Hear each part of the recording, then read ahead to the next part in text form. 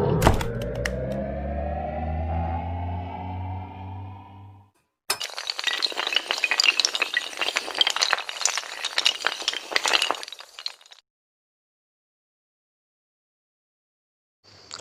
Everyone, welcome to technical and client plus. आज की video में पढ़ने वाले हैं सर्वेइंग। तो हम यहाँ से सर्वेइंग को स्टार्ट करने वाले हैं। आज की जो वीडियो होने वाली है उसमें हम fundamental concept of the surveying और साथ ही साथ चैन सर्वेइंग को भी कवर करेंगे। कुछ पार्ट चैन सर्वेइंग का कवर करेंगे, बाकी पूरा का पूरा जो है fundamental concept of the surveying, जिसमें हम स्किल्स को भी देखेंगे, टाइप्स ऑफ सर्वेइंग को देखेंगे, प्रिंसिपल ऑफ द सर्वेइंग को भी देखेंगे। ओके, तो बने रहिए वीडियो में लास्ट तक और एंजॉय करिए वीडियो को। तो हम स्टार्ट कर रहे हैं सर्वेइंग। ओके, तो सर्वेइंग है क्या, सर्वेइंग कैसे स्टार्ट होता है, क्या करते हैं हम सर्वेइंग में।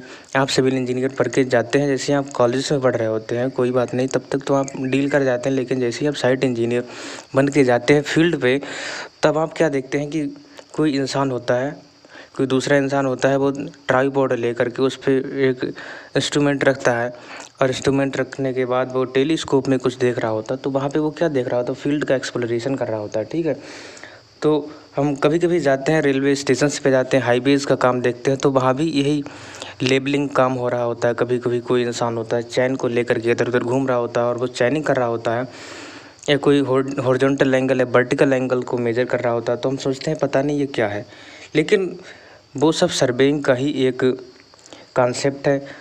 उन सब इंस्ट्रूमेंट के थ्रू हम सर्वेइंग ही करते हैं। तो आइए हम देखते हैं सर्वेइंग क्या है। तो surveying is the basic concept by which we determine the detailed location of any point on the plane of paper called the surveying. Okay, हम किसी प्लेन ऑफ पेपर के प्लेन पर हम किसी भी पॉइंट की डिटेल्ड लोकेशन को determine करते हैं। ओके, बात समझने वाली है। कोई भी प्लेन पेपर है, हम उस पर कोई भी पॉइंट लिया, उसकी डिटेल्ड लोकेशन, उस पॉइंट के चारों तरफ क्या है, वो पॉइंट उसकी लोकेशन क्या है, horizontal angle, vertical angle, rise fall, उसकी पोजीशन, ये सब अगर हम देखते हैं तो वो सर्वेइंग के अंडर में आता है। तो हम उसमें क्या देखेंगे कि वो पॉइंट है, उसका एलिवेशन क्या, कितनी हाइट पे है, या कितना उसका वो जो है डाउन है, थोड़ा कितनी ऊंचाई पे है और कितना नीचे है। और फिर हम उसका ये भी देखेंगे कि उसकी पोजीशन ऑफ द एलिवेशन, ये हो गया। दूसरा बियरिंग ओरिएंटेशन, उसका अगर हम ओरिएंटेशन करते हैं तो उसकी बियरिंग क्या होने वाली, बियरिंग इज़ द एंगल, तो उसका एंगल क्या हो, हॉरिजॉन्टल एंगल, वर्टिकल एंगल, किसी साइड से जाते हैं तो कितने एंगल पे वो है। ओके, तो हम इन सब चीज़ों को देखते हैं। किसी पॉइंट को अगर हम एनालाइज करते हैं तो उसकी डिटेल्ड लोकेशन को कैलकुलेट करना होता है, डिटरमाइन करना होता है। ये देखें, particular location locate with the reference to other points. अगर हम किसी पॉइंट की पार्टिकुलर लोकेशन अगर जो है डिटरमाइन करने जा रहे हैं, तो हम किसके रिस्पेक्ट में, भाई अगर हमारा कोई पॉइंट है, अगर हम उसकी कोई बियरिंग देख रहे हैं या उसका हम कोई एलिवेशन देख रहे हैं, तो हम कैसे एलिवेशन, कोई दूसरा पॉइंट होगा ना उसी के रिस्पेक्ट में, तो हम उसका एलिवेशन या बियरिंग डिटरमाइन करेंगे। तो ये कॉन्सेप्ट होता है सर्वेइंग में। तो यहाँ पे सर्वेइंग की जो है एक हम जो डिफिनीसन दे सकते हैं, जो परफेक्ट डिफिनीसन होगी तो वही होगी, to determine the detailed location of any point with reference to other point on the plane of paper called the surveying. हम देखते हैं सर्वेइंग के टाइप्स क्या क्या होते हैं, कितने टाइप से सर्वेइंग की जाती है। पहला है देखिए जियोडेटिक सर्वेइंग और दूसरा होगा प्लेन टेबल सर्वेइंग। मेन यही दो टाइप्स होते हैं, उसके बाद वो तो क्लासिफिकेशन चलेगा। तो पहला है अपना जियोडेटिक सर्वेइंग, दूसरा है प्लेन सर्वेइंग। तो जियोडेटिक सर्वेइंग कब होता है और प्लेन सर्वेइंग कब होता है, जियोडेटिक सर्वे होता क्या है, प्लेन सर्वे क्या होता है, चलिए देखते हैं बारीकी के साथ।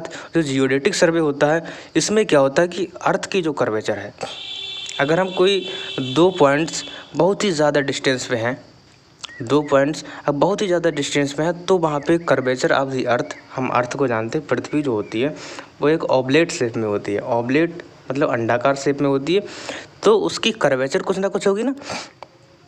तो अगर हम उस कर्वेचर को अकाउंट में लेते हैं, taken into the account the curvature of earth, या हम उसको कर्वेचर को कंसीडर करेंगे, तब तो हम बोलेंगे उसे जियोडेटिक सर्वेइंग। ये कब कंसीडर करें, जब दो पॉइंट्स बहुत ही ज़्यादा डिस्टेंस पे हैं। और दूसरा होगा प्लेन सर्वेइंग। तो प्लेन सर्वेइंग क्या होता है, जब curvature of the earth not taken into the consideration, इसको कंसीडरेशन में नहीं लिया जाएगा। जब अर्थ कर्वेचर बहुत ही जो है अर्थ कर्वेचर को कंसीडर नहीं किया जाएगा। ये कब होगा, जब दो पॉइंट्स बहुत ही नज़दीक होंगे, क्लोज होंगे, तब प्लेन सर्वेइंग कहलाएगा। आइए ये भी देख लेते हैं कि प्लेन सर्वेइंग के लिए एरिया क्या होगा। अगर 260 किलोमीटर स्क्वायर तक का एरिया है, ठीक है, तब तो प्लेन टेबल नहीं वो प्लेन सर्वे में आ जाएगा। अगर 260 किलोमीटर स्क्वायर से ज़्यादा का एरिया है तो प्लेन सर्वे में नहीं आएगा, वो जियोडेटिक सर्वे में हो जाएगा। Area greater than the 260 kilometre square. और दूसरा क्राइटेरिया कभी कभी ये दिया जाता है कि अगर area less than equal the 195.5 kilometre square या area is greater than the 195 kilometre square है, तब उसको जियोडेटिक सर्विंग बोला जाएगा। अगर लेस देन इक्वल है तब उसे प्लेन सर्विंग बोला जाएगा। ओके, अब आते हैं क्लासिफिकेशन ऑफ द सर्विंग में। तो सर्वे का क्लासिफिकेशन आप यहाँ से देख सकते हैं, ये सर्वे का क्लासिफिकेशन है। तो सर्वे के क्लासिफिकेशन में हमने वेरियस टाइप के सर्वे होते हैं, लेकिन हमने उसमें कुछ जो IMP मोस्ट इम्पॉर्टेंट हैं, जो एग्ज़ाम से पूछे जाते हैं, वही यहाँ पे इंक्लूड किए हुए हैं और बाकी कचड़ा पढ़ने की ज़रूरत नहीं है। तो यहाँ पे पहले देखेंगे लैंड सर्वे क्या होता है। Land survey, survey of the land, हम जो भूमि होती है, भूमि का अगर हम सर्वे करें उसे लैंड सर्वे बोले जाएगा। अगर हाइड्रोग्राफिक, तो हाइड्रो मीन्स हाइड्रोलिक्स आपने पढ़ा होगा, हाइड्रोलॉजी पढ़ा होगा, तो hydro means the water, related to the water, तो hydrographic survey related to the water हो जाएगा। और उसके बाद अगर हम आए कैडेस्ट्रल सर्वे, तो कैडेस्ट्रल सर्वे क्या होता है भाई। कैडेस्ट्रल अगर हम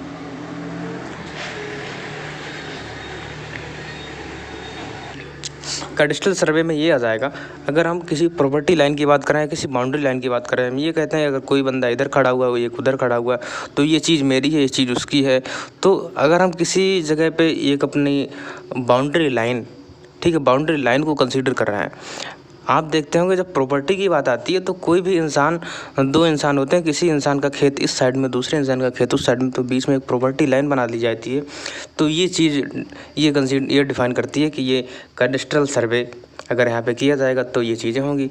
तो बाउंड्री ऑफ द कंट्रीज़, तो हम जानते हैं LOC, अगर इंडिया पाकिस्तान के बीच में बाउंड्री है ये, तो लाइन ऑफ कंट्रोल, तो वहाँ पे ये अगर किया जाएगा तो कैडेस्ट्रल सर्वे ही किया जाएगा। तो वहाँ पे हम लैंड सर्वे, हाइड्रोग्राफिक सर्वे, ये चीज़ें नहीं कर सकते हैं। ओके, ये सब कैडेस्ट्रल सर्वे में आता है। प्रॉपर्टी लाइन की अगर बात करते हैं, survey about the property line called the cadastral survey. After that we moving on the astronomical survey. Astronomical survey क्या होता है भाई, अगर हम हेवनली बॉडीज़ की बात करें, सन की बात करें, स्टार की बात करें, मून की बात करें, अगर हम प्लैनेट्स की बात करें, तो ये सब, इन सब का डिटर्मिनेशन जो है, इन सब की जो लोकेशन, पोजीशन, एलिवेशन दिया जाएगा, बियरिंग ओरिएंटेशन जो भी किया जाएगा, वो सब एस्ट्रोनॉमिकल सर्वे में आएगा। उसके बाद हम मूव करते हैं topographic survey. Topographic survey is the very important for the varies competitive exams. Topography क्या होता है, पहले टोपोग्राफी को हिंदी में समझ लेते हैं। टोपोग्राफी का मतलब स्थल प्लस आकृति। स्थलाकृति अगर हिंदी में बोले तो स्थलाकृति, तो स्थलाकृति हम कहीं भी कोई अपना काम कर रहे हैं, एज अ सिविल इंजीनियर कहीं पे कोई बिल्डिंग बना रहे हैं, या हम कोई भी अपना फैक्ट्री बना रहे हैं, कोई भी काम कर रहे हैं, अपना कंस्ट्रक्शन वर्क कर रहे हैं, तो हमें उससे पहले वहाँ की स्थलाकृति देखनी होगी ना, उस जगह की, उस साइड के चारों ओर का एरिया देखना पड़ेगा। जंगल है या रिवर है, या फिर रेलवे लाइन निकल रहा है पास से, या फिर कोई हाईवे निकल रहा है, या पहाड़ है वहाँ पे, तो हमें इन सब चीज़ों को पहले एनालाइज करना होगा। उसके बाद हमें वहाँ पे अपना कंस्ट्रक्शन वर्क अडॉप्ट करना होगा। आफ्टर दैट अगर हम कंस्ट्रक्शन वर्क करते हैं, अगर हम कहीं भी ड्राइंग देखते हैं ना, तो हम कोई कंस्ट्रक्शन वर्क में जाते हैं एज ए इंजीनियर, तो हम वहाँ पे देखते हैं कि कोई भी जो अपना मेन इंजीनियर होता है, प्रोजेक्ट मैनेजर होता है, हमें एक ड्राइंग देता है। वो ड्राइंग कुछ ना कुछ स्केल में बनी होती है। तो वो स्केल क्या है, तो कोई भी जो हमारा जो प्रोजेक्ट मैनेजर है वो हमें एक ड्राइंग देगा, तो वो ड्राइंग को हमें फील्ड पे दिखाना होगा, ठीक है, फील्ड पे उसे कंस्ट्रक्ट करना होगा जिस तरह से वो ड्राइंग दिया। तो वहाँ पे हम क्या देखेंगे ना, कोई डिस्टेंस हमारी मैप पे दी हुई है, मैप डिस्टेंस, और वही डिस्टेंस हमें ग्राउंड पे दिखानी है। तो ग्राउंड पे अगर हमें दिखानी है 20 मीटर डिस्टेंस, तो मैप में कुछ और ली गई होगी ना, तो वही चीज़ कहलाती है स्केल। तो scale equal to the map distance upon the ground distance. तो जो चीज़ ग्राउंड में 2 मीटर है वो हमने मैप में 2 सेंटीमीटर दिखाई हुई है। तो 2 सेंटीमीटर को अगर हमने 2 मीटर में दिखाया हुआ है, एक बात पहले तो 2 सेंटीमीटर ये है और नीचे 2 मीटर ये है, तो इनकी डायमेंशन सेम कर लेते हैं। तो 1 मीटर में कितने सेंटीमीटर होते हैं, 100 होते हैं ना, तो लो 100 से मल्टीप्लाई कर दिया, तो 1/200 करेंगे तो 1/100 का ये स्केल अपना निकल आया है। तो यहाँ पे स्केल हम क्या बोलेंगे, 1/100 का भाई ये स्केल है। ओके, तो इसी को हम बोलते हैं रिप्रेजेंटेटिव फ्रैक्शन। तो आप यहाँ से देख सकते हैं कभी कभी ये होता है कि हम ड्राइंग बनाते हैं, जैसे सिविल इंजीनियर जब हम होते हैं, जब हम डिप्लोमा कर रहे होते हैं 3 year diploma in polytechnic civil engineering, जब हम उसमें जाते हैं तो हमें जो सेकेंड ईयर में ड्राइंग मिलता है, सिविल इंजीनियरिंग ड्राइंग, जहाँ पे हमें बिल्डिंग की डिज़ाइन करनी होती है। तो वहाँ पे हमें जो बिल्डिंग की बाल है वो 30 सेंटीमीटर दिखानी होती है। 30 सेंटीमीटर तो हम वहाँ पे कौन सा स्केल लेते हैं, कभी कभी 150 का स्केल लेते हैं या कभी कभी 1/100 का स्केल लेते हैं। जब 150 का स्केल लेते हैं तो जो 30 सेंटीमीटर की होती है वो हमें कुछ 30 सेंटीमीटर वाली जो बाल होती है वो हमें कुछ इस तरह दिखानी होती है। 6 mm की दिखानी होती है। ओके, कभी कभी 3 mm की दिखानी होती है। तो इस तरह से हमें स्केल को डिफाइन करना होता है। तो इस स्केल से रिलेटेड आपको बहुत सी क्वेश्चंस आगे मिलेंगे। इसके लिए आपका ये फंडामेंटल कॉन्सेप्ट क्लियर होना चाहिए। अगर हमारा रिप्रेजेंटेटिव फ्रैक्शन ज़्यादा होगा तो स्केल उतना ही ज़्यादा बड़ा होगा। अब आइए देखते हैं डिफरेंट टाइप्स ऑफ दी चैन। तो चैन में जाने से पहले हम देख लेते हैं चैन सर्विंग भाई होता क्या है। तो चैन सर्विंग जब हम लीनियर मेजरमेंट करते हैं, लीनियर मेजरमेंट ऑफ 2 पॉइंट्स या linear measurement of any field of any site, तब से बोलेंगे चैन सर्विंग। तो लीनियर मेजरमेंट होता कैसे है, वो होता है एक चैन से, टेप से। टेप आप जानते हो, टेप होता है फीता, तो फीते का टाइप आपको बताया जाएगा। उसके बाद होता है चैन। तो चैन होती है, तो आपको चैन का डायग्राम यहाँ पे दिखा दिया गया है। इस तरह की चैन होती है। तो चैन के टाइप्स क्या क्या हो गए। तो चैन एक तो होती है मीट्रिक चैन। मीट्रिक चैन 2 तरह की होती है, एक होती है 20 मीटर की चैन, होती है 30 मीटर की चैन। जो 20 मीटर की चैन होती है उसमें 100 लिंक्स होती हैं, और जो 30 मीटर की चैन होती है उसमें 150 लिंक्स होती हैं।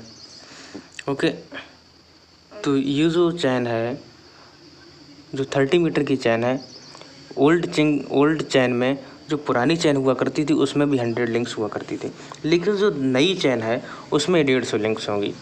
और ये जो 20 मीटर की चैन, इसमें तो 100 लिंक्स होती हैं। तो आप यहाँ से देख सकते हैं कि 100 लिंक्स हैं, तो एक लिंक कितने मीटर की हो जाएगी, 0.2 मीटर की हो जाएगी भाई एक लिंक।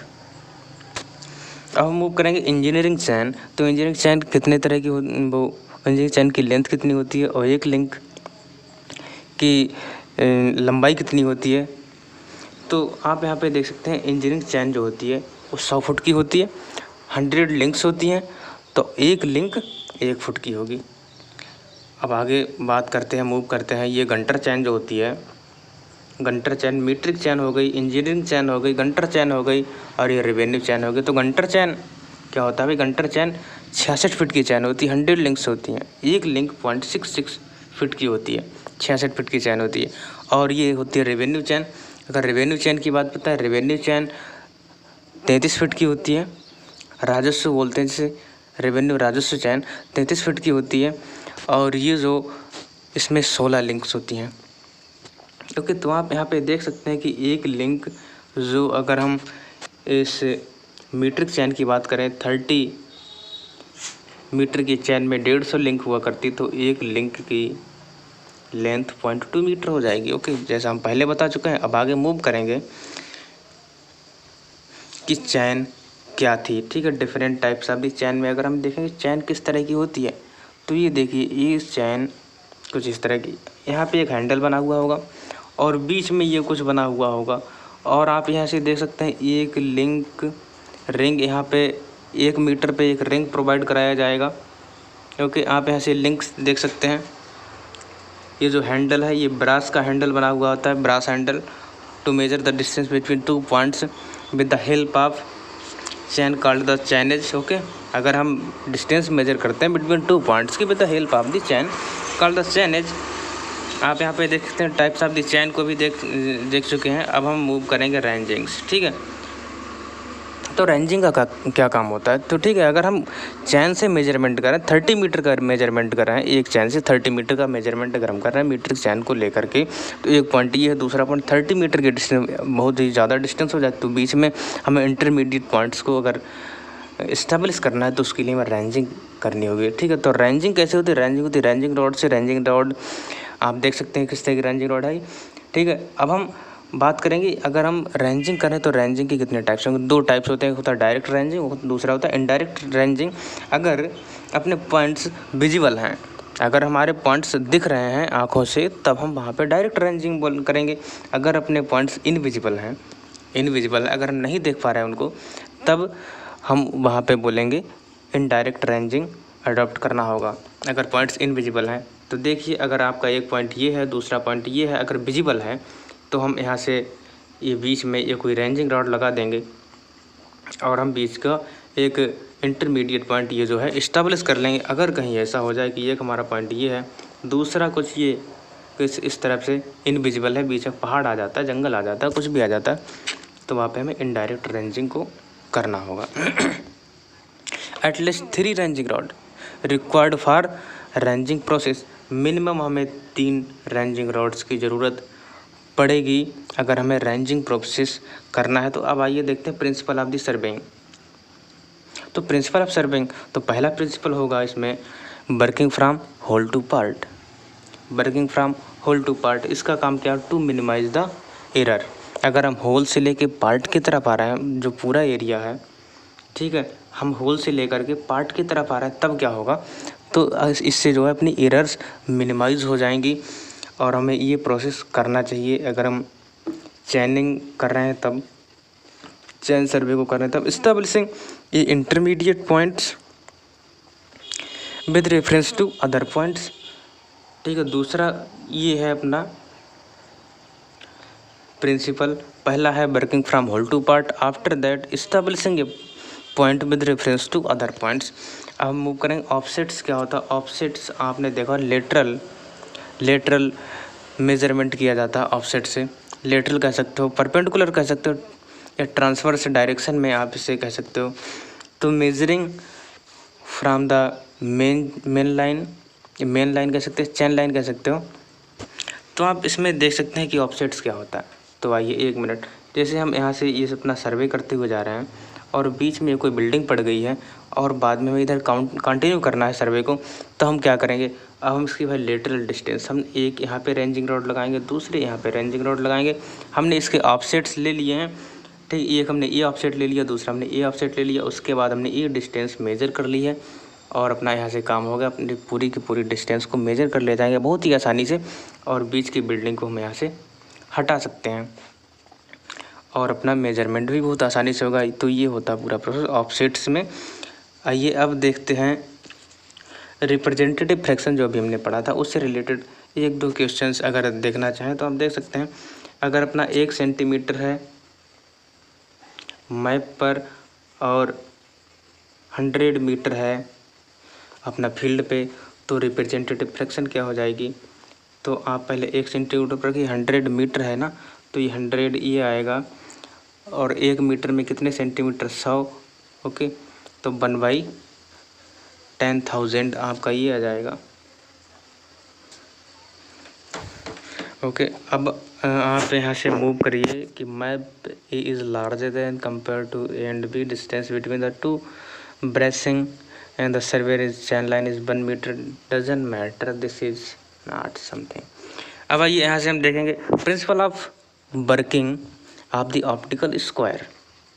तो ऑप्टिकल स्क्वायर जो होता है, हम यहाँ से जो अभी हमने पढ़ा है ऑफसेट्स, तो ऑफसेट से अगर हम किसी भी पॉइंट के अगर हम ऑफसेट लेना चाहते हैं तो हमें उसके लिए कौन कौन से डिवाइस का यूज़ करना होगा। तो इसमें पहला है ये ऑप्टिकल स्क्वायर। तो ऑप्टिकल स्क्वायर का क्या काम होता है?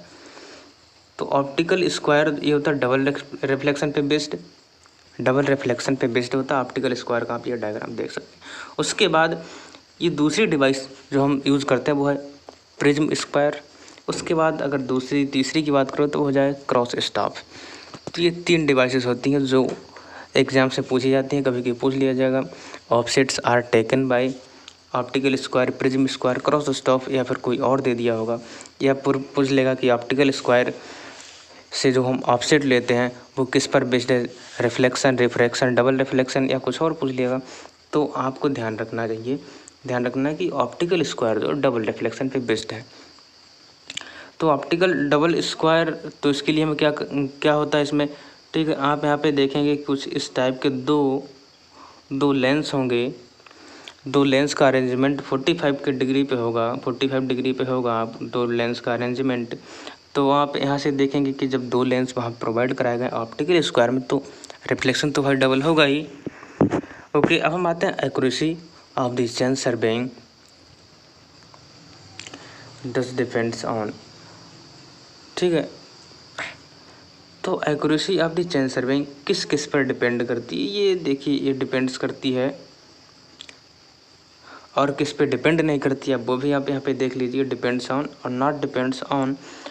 तो accuracy of the chain survey, accuracy of the chain survey depends on the length of offsets. अगर ऑफसेट ज़्यादा लंबा है तो उतनी ज़्यादा एक्यूरेसी नहीं आ पाएगी, हमें आप वहाँ पे ऑफसेट जो है थोड़ा छोटा रखना है। स्केल ऑफ द प्लॉटिंग, तो हमें प्लॉटिंग की स्केल पे भी थोड़ा ध्यान देना है। इम्पोर्टेंस ऑफ द फीचर्स, तो हमें फीचर्स को भी वहाँ पे देखना, ग्राउंड के फीचर्स को भी देखना। Not depends on chain serving generally not depends on the layout of the chain line. Chain line की लेआउट पे डिपेंड नहीं करेगा किस तरह का है, लेकिन ये डिपेंड करेगा कि length of the offset, scale of the plotting, importance of the features. Okay, अब हम आएंगे एरर्स। तो जो चेन सर्वेइंग होती है उसमें दो तरह की एरर्स हो जाती हैं। हम यहाँ से चेन सर्वेइंग कर रहे हैं किसी फील्ड में, तो वहाँ पे दो तरह की एरर आ सकती हैं। तो एक होगी कंपनसेटिंग एरर और दूसरी होगी क्यूमुलेटिव एरर। क्यूमुलेटिव एरर ऐसी होती है जो एक बार अगर एरर आ गई है, एक ही बार अगर एरर आ गई है तो वो बढ़ती चली जाएगी, क्यूमुलेट होती जाएगी, क्यूमुलेट। ओके, और कंपनसेटिंग एरर है, ये एरर अभी पॉजिटिव है, उसके बाद नेगेटिव हो सकती है, फिर पॉजिटिव, फिर नेगेटिव, बाद में अपना जो भी एरर है उनको कंपनसेट कर लेती है। तो compensating error is directly proportional to the root L. तो इधर से कंपनसेशन हो जाएगा इसका। तो कंपनसेटिंग एरर दोनों डायरेक्शन में होती है। ठीक है, अगर हम इधर से, ओके, आप यहाँ से देख सकते हैं, हम इधर मेजरमेंट कर रहे हैं तो कभी ये प्लस हो गया यहाँ पे मेजरमेंट, और बाद में हम यहाँ पे गए हैं, यहाँ पे हमें 20 मीटर की डिस्टेंस 21 मीटर की मिल गई है। ओके, अगर हम आगे गए हैं तो हो सकता है ये 18 मीटर की मिले, फिर हम आगे जाएंगे हो सकता है ये 19 मीटर की मिले, फिर आगे जाएंगे हो सकता है 25 मीटर की मिले। तो इस तरह से एरर को कंपनसेट कर लिया जाता है। क्यूमुलेटिव एरर की अगर बात करें तो cumulative error is directly proportional to root L. तो ये रूट एल के डायरेक्टली प्रोपोर्शनल होती है। तो इसमें क्या था, इसमें यह है कि ये केवल एक डायरेक्शन में हो रही है, ये क्यूमुलेट होती चली जा रही है। अभी हमने जो पढ़ा था ऑप्टिकल स्क्वायर और प्रिज्म स्क्वायर, इसका छोटा सा फंडामेंटल और देख लेते हैं। ऑप्टिकल स्क्वायर जो होता है, इसमें जो मिरर्स होते हैं वो एडजस्टेबल होते हैं, डबल रिफ्लेक्शन पे बेस्ड होते हैं। और प्रिज्म स्क्वायर जो होता है, mirrors are the non adjustable. Cross stop, तो क्रॉस स्टॉप का यहाँ पे ये डायग्राम देख सकते हैं, ये छोटा सा डायग्राम देख सकते हैं। क्रॉस स्टॉप में क्या है, ये देखिए, लेंथ इज एडजस्टेड, ये प्लॉटेड यहाँ से हो जाएगा। अभी हमने यहाँ पे करेक्शन देखे हैं। ओके, यहाँ पे करेक्शन आप देखिए, करेक्शन का मतलब क्या होता है, सुधार करना। करेक्शन का मतलब होता है सुधार करना। और ये एरर्स, गलती, अगर हम गलती कर देते हैं तो वहाँ पे सुधार किस तरह से किया जाएगा। तो आप यहाँ से देखिए कि error equal to the correction, जितनी एरर होगी हमें उतना ही करेक्शन करना होगा। तो एक बात ये ध्यान रखना कि एरर अगर पॉजिटिव में है तो करेक्शन नेगेटिव में होगा। ठीक है, एरर और करेक्शन, तो जहाँ पे हम एरर करेंगे, गलती करेंगे, तो वहाँ पे हमें करेक्शन करना होगा। अगर हमने गलती 5 मीटर की कर दी तो हमें 5 मीटर का करेक्शन भी करना होगा, वो भी उसके अपोजिट डायरेक्शन में। तो आप यहाँ से देख सकते हैं, error equal to measured quantity. Error क्या होता है, measured quantity minus the standard quantity. तो ये हो जाएगा एरर कि हमने मेजर क्या किया, हकीकत में कितना था, हमने मेजर किया है 29.8 और हकीकत में था हमारा 30। तो कितना का यहाँ पे एरर हुआ, माइनस का 0.2 का ये एरर हुआ। तो ये देखिए, एरर आई है नेगेटिव में एरर आई है। तो ये करेक्शन किस में होगा, करेक्शन होगा पॉजिटिव में 20 का 0.2 का। तो इस तरह से ये था एरर्स एंड द करेक्शन। आप यहाँ पे देख सकते हैं measured value minus the true value.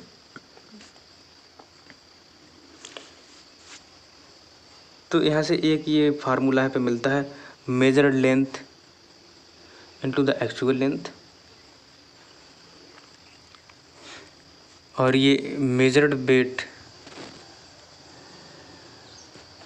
Okay, अब आप यहाँ से देख सकते हैं ये measured corrected length and the actual length.